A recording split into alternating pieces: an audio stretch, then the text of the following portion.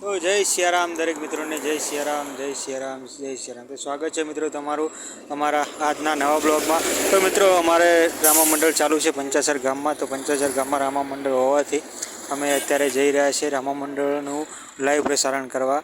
તો આજે અમારી ટીમમાં છે હું અને અમારા સુરેશ કાકા, અમારા પાર્ટનર છે પવનલાઈ વારિદના.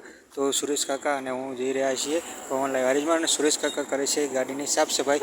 કેમ કે રાત્રે જીવડા ઉડી અને જે કહેવાય ને કે ઉપર ચોંટી ગયા હતા એના લીધે.